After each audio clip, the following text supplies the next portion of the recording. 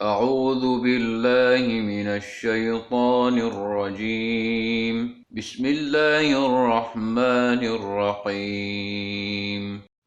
إن الذين يبايعونك إنما يبايعون الله يد الله فوق أيديهم فمن نكث فإنما ينكث على نفسه ومن أوفى بما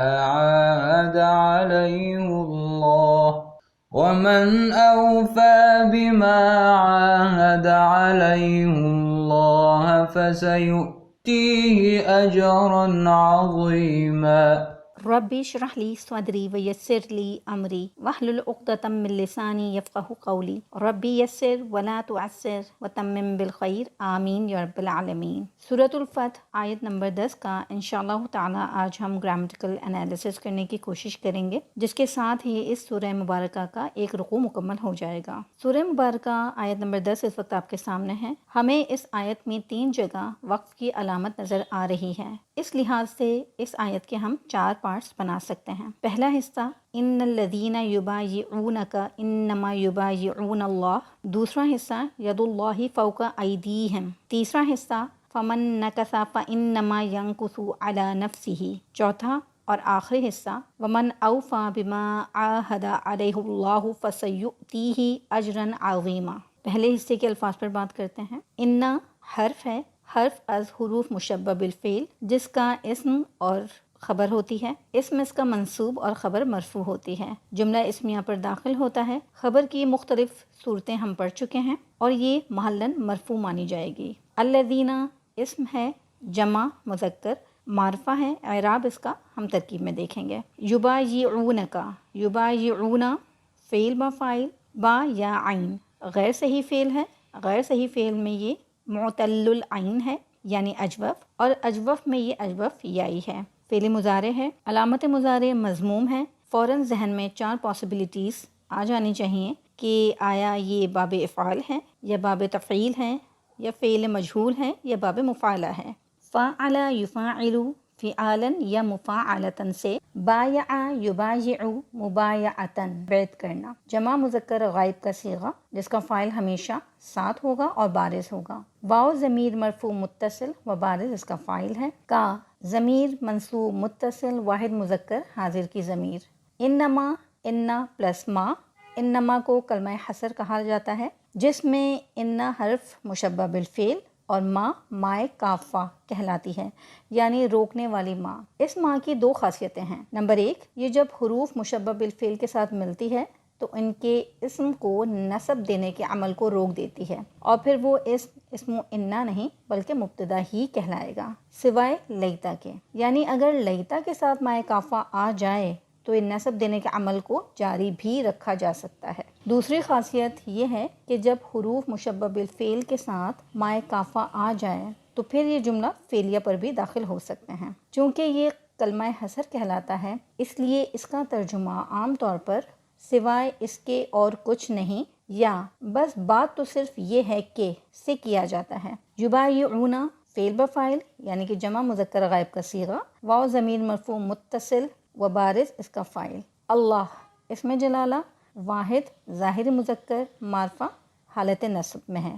ترکیب کی طرف بڑھتے ہیں۔ ان حرف مشبہ بالفعل، الذین اسم موصول، یبایعونک فعل اپنے فاعل اور مفعول سے مل کر جملہ فعلیہ ہو کر صلۃ الموصول، الذین اسم موصول اپنے صلۃ الموصول سے مل کر اسم ان محلا منصوب، انما کلمہ حصر، یبایعون اللہ فعل اپنے فاعل اور مفعول سے مل کر جملہ فعلیہ ہو کر خبر ان محلا مرفوع۔ ترجمہ دیکھتے ہیں اتنے حصے کا۔ بے شک جو لوگ آپ صلی اللہ علیہ وآلہ وسلم سے بیعت کر رہے ہیں، اس کے سوا کچھ نہیں کہ وہ اللہ سے بیعت کر رہے ہیں۔ آیت کے دوسرے حصے کی طرف بڑھتے ہیں۔ ید اللہ فوق ایدیہم، اس میں یدو اسم ہے واحد مؤنث سماعی مضاف الی المعرفہ مرفوع ہے، معنی ہے ہاتھ۔ اللہ اسم جلالہ حالت جر میں ہے، فوق ظرف مکان تحت کی ضد کے طور پر آتا ہے، اضافت کی صورت میں منصوب ہوتا ہے، اور جب اس کا مضاف الیہ محذوف ہو تب مبنی علی الضم ہوتا ہے۔ معنی اس کے ہیں اوپر۔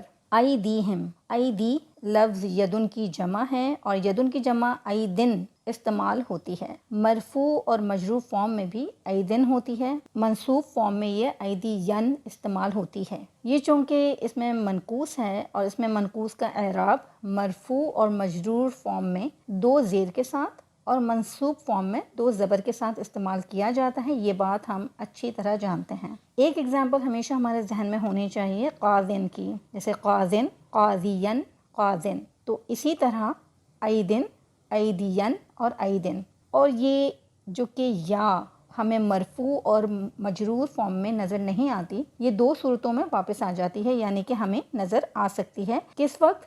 جب اس کے اوپر ال داخل ہو جائے۔ جیسے یہ اگر الایدی ہوتا تو یا نظر آتی۔ نمبر 2، یا اس وقت بھی نظر آئے گی جب ہم اس میں منقوص کو مضاف بنا کر استعمال کریں گے۔ تو یہاں پر یہ ہمیں یا کے ساتھ نظر آ رہا ہے تو یہ مضاف بن رہا ہے، اور مضاف الیہ ہم کی ضمیر ہے جو کہ ہمیں ہم لکھا نظر آ رہا ہے، کیونکہ ہم کی ضمیر سے قبل اگر یا ساکن آ جائے تو ہم کو ہم کے طور پر پڑھا اور لکھا جائے گا۔ ہم کی ضمیر جمع مذکر غائب۔ اتنے حصے کی ترکیب کی طرف بڑھتے ہیں۔ ید اللہ مرکب اضافی ہو کر مبتدا، فوق ظرف، ایدیہم مرکب اضافی ہو کر مضاف الیہ۔ ظرف اپنے مضاف الیہ سے مل کر ظرف مستقر ہوگا، جو کہ اپنے محذوف کا مفعول فیہ بن کر یہ خبر بنے گا ید اللہ مبتدا کے لیے۔ ید اللہ مبتدا اپنے خبر سے مل کر جملہ اسمیہ خبریہ۔ اب یہاں پر 2 رائے ہمارے سامنے آتی ہیں کہ یہ پورا جملہ اسمیہ کیا بنے گا، اس کا کیا اعراب ہوگا۔ ایک رائے کے مطابق یہ جملہ اسمیہ جو ہے یہ جملہ تعلیلیہ ہے، اور ہم جانتے ہیں کہ جملہ تعلیلیہ کا کوئی اعراب نہیں ہوتا۔ اور دوسری رائے یہ ہے کہ یہ حال بن رہا ہے یبایعون میں فاعل سے، تو اس طرح پھر ہم جملہ اسمیہ کا جو اعراب ہے وہ محلاً منصوب مانیں گے۔ ترجمہ دیکھتے ہیں۔ اللہ کا ہاتھ ان کے ہاتھوں کے اوپر ہے۔ تیسرے حصے کو دیکھتے ہیں۔ فمن نکسا فانما ینکث علی نفسہ۔ فا یہاں پہ حرف ہے، حرف عطف، یہ ترتیب اور تعقیب کے لیے، یعنی پہلے نے پہلے اور دوسرے نے فوراً ہی اس کے بعد کام کیا بغیر کسی تاخیر کے۔ من اس میں موصول، اس میں استفہام یا پھر من شرطیہ جازمہ۔ ہم یہ جانتے ہیں کہ جب من کے بعد 2 جملے نظر آ جائیں تب ہم اس من کو من شرطیہ کہیں گے۔ یہ اپنے بعد آنے والے فعل کو جزم دیتا ہے، یعنی مجزوم کرتا ہے یا اخف کرتا ہے، لفظاً یا پھر محلاً۔ یعنی اگر فعل مضارع ہوگا تب مجزوم ہوگا، اور اگر فعل ماضی آئے گا تب محلاً مجزوم مانا جائے گا۔ من کے بعد جو 2 جملے ہوتے ہیں ان میں ایک شرط اور دوسرا جواب الشرط یا جزا کہلاتا ہے۔ مثال کے طور پر من تضرب اضرب، جس کو تو مارے گا میں ماروں گا۔ من شرطیہ مبتدا کے طور پر اگر آ جائے تو اس کی 3 صورتیں ہم دیکھ سکتے ہیں۔ پہلی، من شرطیہ کے بعد اگر فعل لازم آ جائے، جیسے من جاء بالحسنۃ فلہ خیر منہا۔ نمبر 2، من شرطیہ کے بعد فعل متعدی اپنے مفعول بہ کے ساتھ آ جائے، جیسے من یعمل سوءا یجزا بہ۔ نمبر 3، من شرطیہ کے بعد اگر فعل ناقص آ جائے، جیسے من کان یرجو لقاء ربہ فلیعمل عملا صالحا۔ آگے بڑھتے ہیں۔ نکسا، نکسا فعل ہے، نون کاف سا فعل صحیح، فعل ماضی ثلاثی مجرد باب نون سے۔ نکسا ینکسو نکسن، کمبل کو ادھیڑنا یا عہد شکنی کرنا۔ فعل ماضی کا پہلا صیغہ واحد مذکر غائب، ہوا ضمیر مرفوع متصل و مستتر اس کا فاعل۔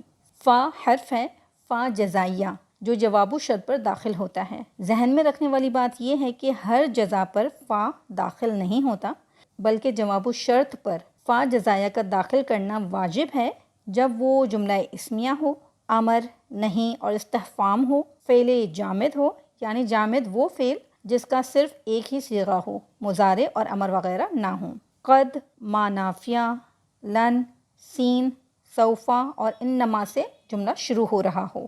ایک اہم نقطہ یہ بھی ہے کہ اگر جواب الشرط پر فا ہو تو فعل مضارع اخف نہیں ہوگا، یعنی اس وقت فعل مضارع مجزوم نہیں کیا جائے گا اور پورا جملہ محل جزم کہلائے گا، کیونکہ یہاں جو محل یعنی جگہ تھی وہ مضارع مجزوم کی تھی۔ انما پر ہم تفصیلی بات کر چکے ہیں، ینقصو مادے اور باب پر ہم بات کر چکے ہیں۔ فعل مضارع واحد مذکر غائب کا صیغہ، ہوا ضمیر مرفوع متصل و مستتر اس کا فاعل ہے۔ علی حرف ہے حرف جر، نفسہ میں نفس اسم ہے واحد ہے، نفس سے اگر جان مراد ہو تو مؤنث ہوگا اور اگر شخص مراد ہو تو مذکر استعمال ہوتا ہے۔ مضاف الی المعرفہ ہے اور مجرور ہے۔ ہا ضمیر مجرور متصل واحد مذکر غائب۔ ترکیب کی طرف بڑھتے ہیں۔ فا حرف عطف، من شرطیہ و مبتدا، نکسا فعل اپنے فاعل سے مل کر جملہ فعلیہ ہو کر شرط محلاً مجزوم، فا جزایہ انما کلمہ حصر، ینقصو فعل مفاعل، علی حرف جر، نفسی مضاف، ہا ضمیر مضاف الیہ، مضاف اپنے مضاف الیہ سے مل کر مجرور حرف جر علی کے لیے، جار مجرور متعلق فعل، ینقصو فعل اپنے فاعل اور متعلق سے مل کر جملہ فعلیہ ہو کر جزا، شرط اپنی جزا سے مل کر جملہ شرطیہ ہو کر خبر محلاً مرفوع، من مبتدا کے لیے، من مبتدا اپنی خبر سے مل کر جملہ اسمیہ خبریہ ہوا۔ اتنے حصے کا ترجمہ دیکھتے ہیں۔ تو پھر جس نے عہد توڑا تو در حقیقت وہ اپنی ہی جان پر عہد توڑتا ہے۔ آیت کے آخری حصے کی طرف چلتے ہیں۔ وَمَنْ أَوْفَى بِمَا عَاهَدَ عَلَيْهُ اللَّهَ فَسَيُؤْتِيهِ أَجْرًا عَظِيمًا۔ یہاں پر ایک بات دیکھ لیں کہ ہم نے کہا تھا کہ جب جملہ فعلیہ اگر ہمیں بیچ میں نظر آئے گا تو ہم اس سے حصے کو بھی الگ کر دیں گے، لیکن جب بھی جملہ اگر مبتدا کے لیے خبر بن رہا ہو یا قال کے لیے مقول القول بن رہا ہو یا پھر شرط کے لیے جزا بن رہا ہو، ایسی صورت میں ہم اس کو الگ نہیں کریں گے۔ کلمات پر بات کرتے ہیں۔ واو یہاں پہ حرف ہے حرف عطف، من شرطیہ جس پر ہم تفصیلی بات کر چکے ہیں، اوفا فعل ہے، واو فا یا فعل غیر صحیح، فعل غیر صحیح میں یہ لفیف ہے اور لفیف میں یہ لفیف مفروق ہے۔ ثلاثی مزید فی باب افعال سے تبدیلی کے بعد اوفا یو فی ای فا ان، وعدہ یا نظر، فعل ماضی ہے واحد مذکر غائب، ہوا ضمیر مرفوع متصل و مستتر اس کا فاعل، با حرف ہے حرف جر، ما اسم موصول، عاہدہ عین ہا دال فعل صحیح، ثلاثی مزید فی باب مفاعلہ، عاہدہ یعاہد معاہدتاً باہم وعدہ کرنا، فعل ماضی واحد مذکر غائب، ہوا ضمیر مرفوع متصل و مستتر اس کا فاعل ہے، علیہ میں علی حرف جر، ہا ضمیر مجرور متصل واحد مذکر غائب۔ یہاں پر ہم ذرا اگر غور کریں تو یہاں ضمیر کے اوپر پیش ہے، جبکہ ہم ہا ضمیر کی مختلف صورتیں پڑھ چکے ہیں اور ہم جانتے ہیں کہ ہا ضمیر سے پہلے ساکن یا ہو تو اس پر کسرہ پڑھی جاتی ہے، علیہ وغیرہ۔ یہاں جو اس پر پیش ہے اس کی دو مناسبتیں بیان کی جاتی ہیں، وہ یہ کہ اس مقام پر اللہ تعالیٰ کے ساتھ بیعت اور عہد کا ذکر ہے، جو لفظ اللہ اسم جلالہ کو ایسے طریقے سے ادا کرنے کا تقاضا کرتا ہے جس سے اس کی عظمت اور جلال کا اظہار ہوتا ہے کہ کتنی عظیم ہستی سے عہد کیا گیا ہے۔ اور معلوم ہے کہ لفظ اللہ اسم جلالہ سے پہلے اگر کسرہ ہو تو اس کے لام کو باریک پڑھا جاتا ہے، اسے تفخیم کے ساتھ پر کر کے نہیں پڑھا جاتا، اس لیے علیہ کی ہاں پر کسرہ کے بجائے ضمہ لایا گیا ہے تاکہ لفظ اللہ اسم جلالہ کی ادائیگی پورے شان و شوکت اور جلال و عظمت کے اظہار کے ساتھ ہو۔ دوسری مناسبت یہ ہے کہ ہاں ضمیر کا اصل اعراب ضمہ ہے نہ کہ کسرہ، اس لیے اصل ضمہ کو باقی رکھنا اصل عہد کے قائم رکھنے اور پورا کرنے کے ساتھ زیادہ مناسبت رکھتا ہے۔ یہ دو آیات ہیں اس کے بارے میں جو آپ کے سامنے رکھی گئی ہیں۔ اللہ اسم جلالہ فا جزایہ، آگے ہے سین حرف ہے حرف استقبال، یعنی فعل مضارع کو مستقبل کے ساتھ اگر خاص کرنا چاہیں تو فعل مضارع سے پہلے سین لگایا جاتا ہے۔ یؤتی ہی میں یوتی فعل ہے، حمزہ تا یا فعل غیر صحیح، فعل غیر صحیح میں یہ محمود الفا اور ناقص یائی ہے۔ ثلاثی مزید فی باب افعال سے آتایا یؤتیو ایتا ان، کسی کو کسی تک پہنچانا یا دینا، اس کے دو مفعول آتے ہیں، کس کو دیا اور کیا دیا، یہ دونوں وداؤٹ پریپوزیشن ہی آتے ہیں۔ فعل مضارع ہے یہ واحد مذکر غائب، ہوا ضمیر مرفوع متصل و مستتر اس کا فاعل ہے، ہا ضمیر واحد مذکر غائب کی، یہاں پر اگر ہم دیکھیں تو ہمارا پہلا مفعول کہ کس کو دیا یہ آ چکا ہے۔ اب ہم آگے دیکھتے ہیں۔ اجرن اسم ہے واحد مذکر نکرہ منصوب بالفتحتین، معنی اس کا ہے اجر۔ عظیماً فعیل کے وزن پر صفت ہے، بڑا ہمیشہ اور ہر حال میں۔ ترکیب دیکھتے ہیں۔ واو حرف عطف، من شرطیہ و مبتدا محلاً مرفوع، اوفا فعل با فاعل، با حرف جر، ما اسم موصول، عاہدہ فعل با فاعل، علیہ جار مجرور متعلق فعل، اللہ اسم جلالہ مفعول، عاہدہ فعل اپنے فاعل متعلق اور مفعول بھی سے مل کر جملہ فعلیہ خبریہ ہو کر صلۃ الموصول، ما اسم موصول کے لیے، ما اسم موصول اپنے صلۃ الموصول سے مل کر مجرور حرف جارہ با کے لیے، حرف جر اپنے مجرور سے مل کر متعلق ہوا اوفا فعل کے لیے، اوفا فعل اپنے فاعل اور متعلق سے مل کر جملہ فعلیہ ہو کر شرط سین مستقبل کے لیے، یوتیہ فعل فاعل مفعول بھی اول، اجرن موصوف، عظیمن صفت، موصوف اپنی صفت سے مل کر مفعول بھی ثانی، یوتی فعل اپنے فاعل اور دونوں مفعول سے مل کر جملہ فعلیہ ہو کر جزا، شرط اپنی جزا سے مل کر خبر ہوا محلاً مرفوع، من مبتدا کے لیے، من مبتدا اپنی خبر سے مل کر جملہ اسمیہ ہوا معطوف ہوا جس کا عطف ہم پچھلے جملے پر کریں گے۔ اتنے حصے کا ترجمہ دیکھتے ہیں۔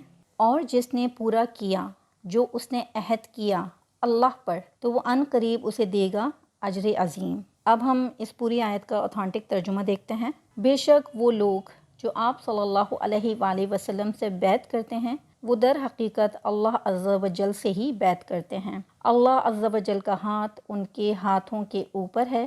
پھر جس نے عہد توڑا تو در حقیقت وہ اپنی ہی جان پر عہد کو توڑتا ہے، اور جس نے وہ بات پوری کی جس پر اس نے اللہ عز و جل سے عہد کیا تھا تو وہ اسے جلد ہی بہت بڑا اجر دے گا۔ ترجمے کے بعد محمود صافی صاحب کی ورکنگ اس وقت آپ کے سامنے ہے، ہم اس ورکنگ سے اپنی ورکنگ کو میچ کر سکتے ہیں۔